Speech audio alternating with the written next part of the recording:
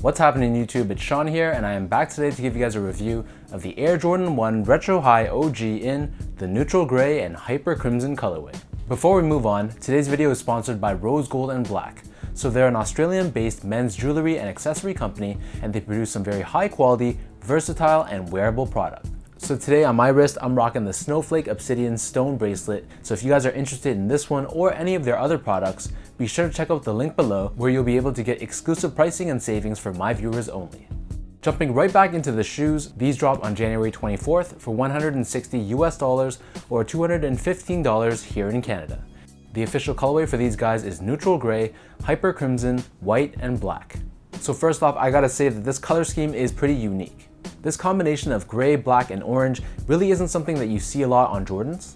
However, because the color scheme is kind of out there, a lot of people either love them or hated them. As you take a closer look at the shoes, the base layer of this shoe is constructed using this tumbled, almost wrinkled looking black leather.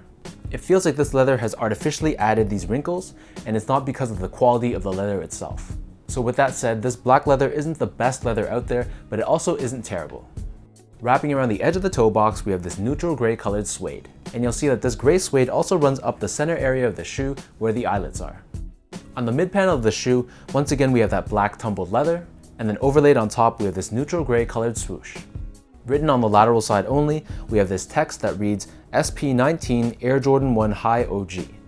Personally, I found that this writing was a little bit strange and it felt a little bit out of place, and I feel like the shoe would have been better if they had just removed the text altogether. Found on the ankle area on the lateral side only, we have the Air Jordan Wings logo debossed in this glossy cream colored finish.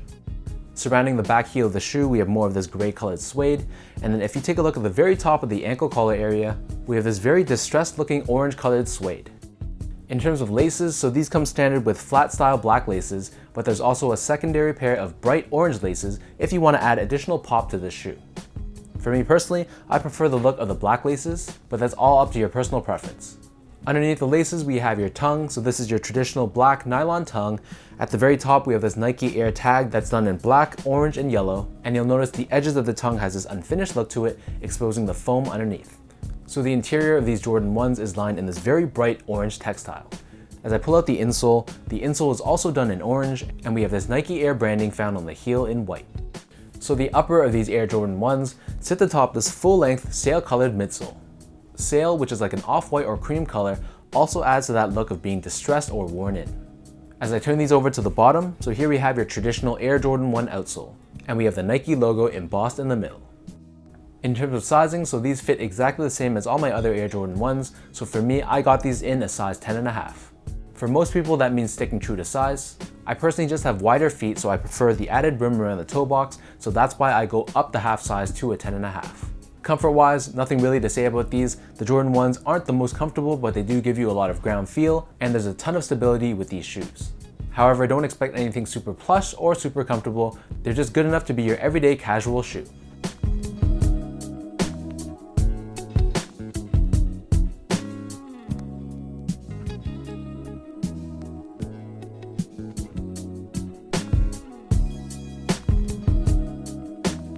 So with all that said, now let me lace these up and I'll show you guys how these look on feet.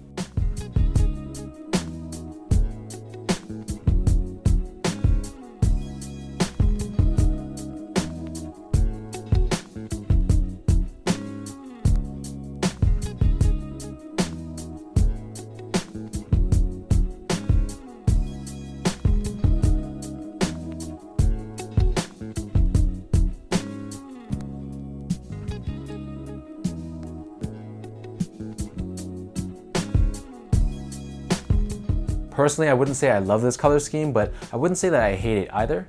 And I do appreciate Jordan Brand kind of going beyond the traditional red, black, and white color schemes and giving us something new. So let me know in the comment section down below what you guys think of these Hyperfusion and neutral gray Air Jordan 1s.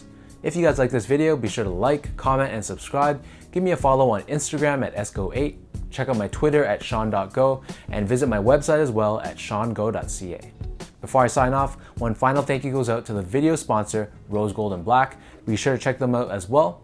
And until next time, I'll catch you guys in the next one.